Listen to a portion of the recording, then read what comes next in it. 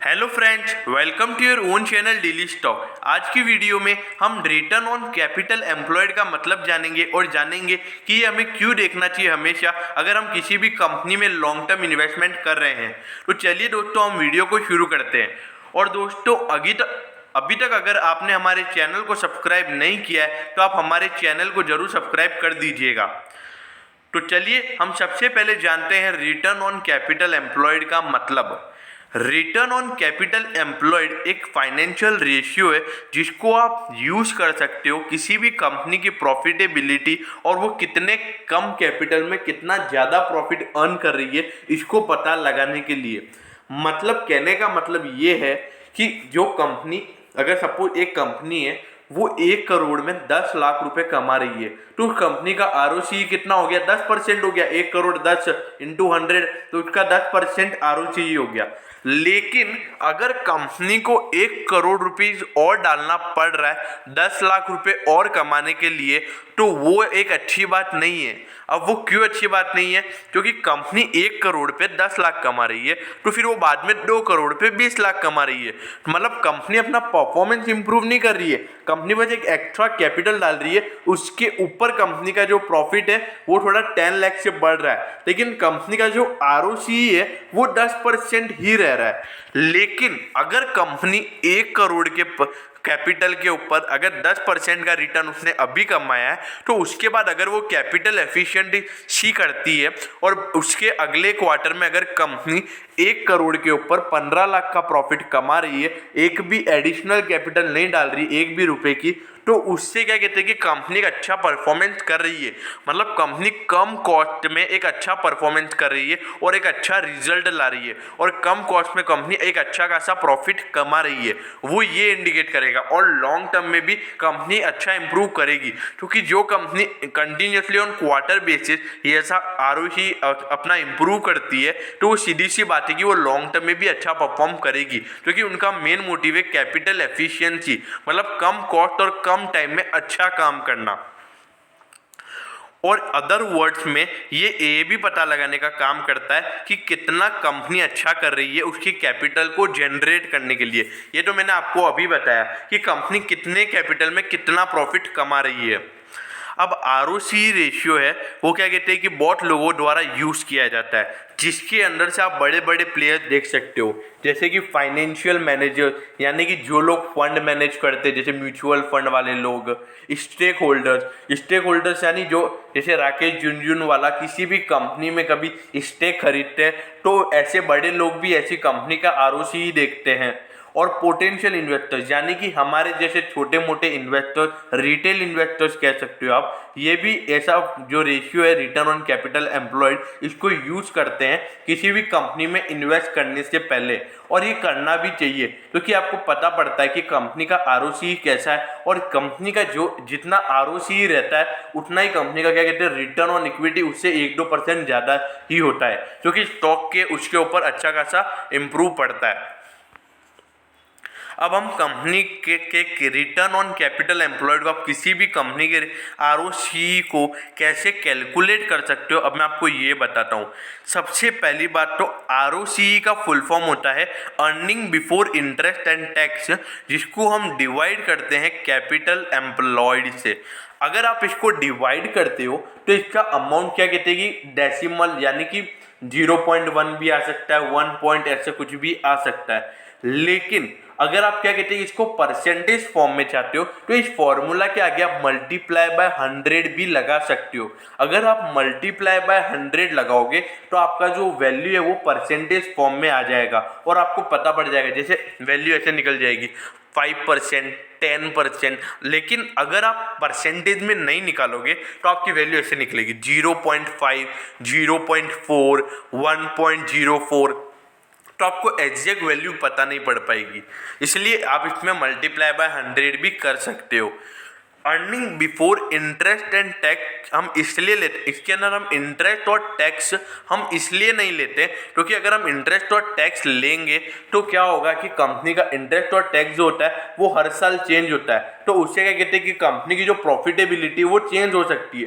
कभी कभी क्या होता है कि कंपनी प्रॉफिट अच्छा खासा कमाती है, लेकिन टैक्स रेट और इंटरेस्ट रेट बढ़ने से कंपनी का जो नेट प्रॉफिट होता है वो कम हो जाता है। इसलिए हम यहाँ पे EBIT यानी कि earning before interest and tax लेते हैं।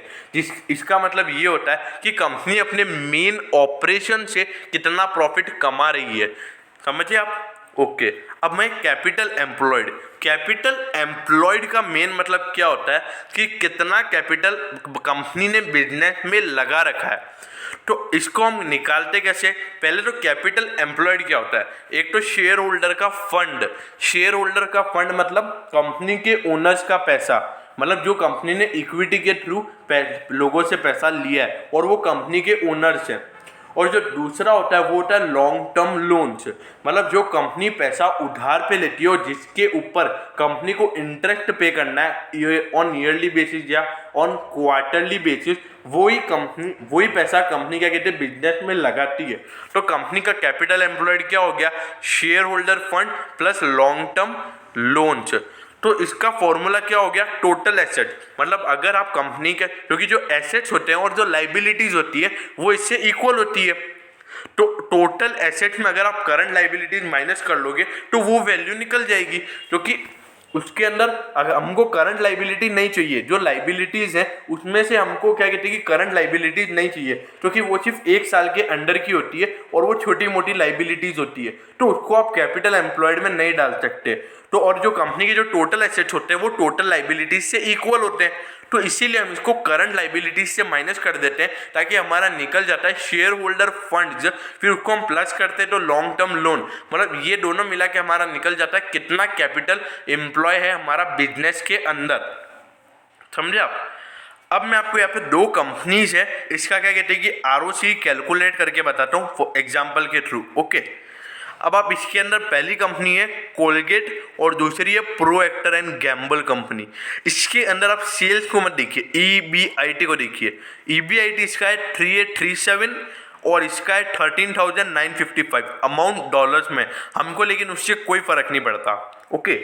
तो इसके जो टोटल एसेट्स हैं, कंपनी के टोटल एसेट दे रखे हैं, करंट लाइबिलिटीज दे रखी है। तो कैपिटल एम्प्लॉयड का फॉर्मूला क्या होता है? Total asset minus current liabilities. अगर आप इन दोनों को माइनस करोगे तो कोलगेट का निकल जाएगा 8818 और इसका निकल जाएगा 90,196। ठीक है, तो ये तो आपको समझ में आ गया, वो total asset minus current liabilities.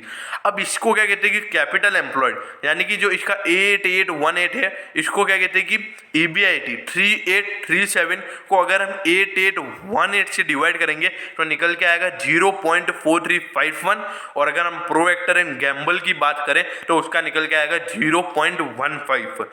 मतलब अगर आप इसको परसेंटेज फॉर्म में करोगे तो क्या निकल के आ जाएगा? 43% निकल के आ जाएगा, क्योंकि 2 वैल्यू आगे ले आओ तो 43% आपकी क्या कहते हैं कि ROCE निकल के आ जाएगी कोलगेट कंपनी की। तो 43% ROCE, और इसकी जो दूसरी कंपनी है प्रोएक्टर एंड गैम्बल, इसकी 15% ROCE निकल के आ जाएगी। तो ऐसा नहीं है कि कोलगेट की ROCE 43% है तो वो एकदम अच्छा हो गया, लेकिन एक तरीके से देखा जाए तो प्रोएक्टर एंड गैम्बल भी अच्छा है, क्योंकि अगर आप 10% के प्रॉफिट पे अगर आप मार्केट में, मेन ROCE कितना ज़्यादा होना चाहिए? ROCE देखिए, अगर डेट फंड हो गया, मार्केट में फिक्स डिपॉजिट हो गया, मतलब highest to highest rate market में जहाँ अवेलेबल है, सपोज मार्केट में हाईएस्ट टू हाईएस्ट एक फंड है जिसके अंदर आपको 10% रिटर्न हर महीने मिलेगा, तो ROCE उससे ज़्यादा होना चाहिए। अगर किसी भी कंपनी का ROCE 10% से ज़्यादा है और कंटिन्यूसली इंक्रीज, मतलब थोड़ा थोड़ा भी इंक्रीज हो रहा है, तो वो कंपनी क्या कहती है कि अच्छा परफॉर्म कर रही है। ओके। अब हम जानते हैं कि कैसे कंपनी का ROCE होना चाहिए। क्या कहते हैं कि जितना हाइयर परसेंटेज कंपनी का ROCE होगा ना, मतलब अगर सपोज कंपनी का ROCE 30% है, 40% है, 50% है, तो वो कंपनी उतना अच्छा परफॉर्म करेगी, क्योंकि क्या कहते हैं कि जितना ज़्यादा ROCE होगा उतना, उसका मतलब क्या होगा कि कंपनी कम कैपिटल में अच्छा प्रॉफिट कमा रही है। लेकिन कभी कभी क्या होता है, अगर कंपनी का ROCE सपोज है ना, किसी का ROCE हो गया 50%, तो आपने क्या कहते हैं कि उस वक्त अगर कंपनी में इन्वेस्ट कर दिया, ठीक है, इन्वेस्ट कर दिया। लेकिन अगर सपोज अगले महीने में उसका आरओसी 30% हो जाता है, तो सीधी सी बात है कि अब कंपनी के ऊपर असर पड़ गया और कंपनी अपने कॉस्ट पे कंट्रोल नहीं कर पा रही है। तो आपको ये बात भी ध्यान में होना चाहिए, एक ज्यादा एकदम हाई लेवल का आरओसी क्या कहते हैं कि कुछ गड़बड़ है, ये भी इंडिकेट करता है। आप ऐसा नहीं कि किसी भी कंपनी का 50% आरओसी हो गया और क्या कहते हैं कि आपने उस कंपनी में जाके इन्वेस्ट कर दिया। एक अच्छा खासा आरओसी जो मेरे को लगता है 10 से 30% के बीच का, या तो हाईएस्ट टू हाईएस्ट 40% का। क्योंकि अगर जो कंपनी 1 लाख रुपए डाल रही है उसके ऊपर अगर उसको 40,000 तक का मुनाफा हो रहा है तो मेरे ख्याल से वो सही है। लेकिन आपको ज्यादा आरओसी वाली कंपनी पे इतना ट्रस्ट नहीं करना चाहिए। पूरा आपको उस कंपनी के ऊपर अच्छे से उस कंपनी का एनालिसिस करके फिर उसमें इन्वेस्ट करो। क्योंकि कभी कभी क्या होता है कि कभी किसी कंपनी का ज्यादा आरओसी है तो वहां पे क्या कहते हैं कि वो इंडिकेट कर रहा है कि आपके इसमें कुछ गड़बड़ है। क्योंकि आप देखिए, अगर कंपनी 1 लाख का कैपिटल लगा रही है और सपोज वो 60,000 रुपए कमा रही है, मतलब 60% कंपनी का आरओसी है, तो आप देखिए कि कुछ ना कुछ तो कंपनी सपोज 2 नंबर का धंधा भी हो सकता है। तो ऐसे में आपको क्या कहते हैं कि थोड़ा आपको एनालिसिस करना चाहिए कि कंपनी को इतना ज्यादा प्रॉफिट हुआ है तो क्या प्रॉफिट हुआ, इसके पीछे क्या रीजन है, क्या कंपनी अपने कॉस्ट को इतना अच्छा क्या कहते हैं कि इतना अच्छे से अब कम कर रही है, अच्छे से मेंटेन कर रही है। तो ऐसी बातों को आप ध्यान से देखो। तो आरओसी का मतलब आपको समझ में आ गया होगा।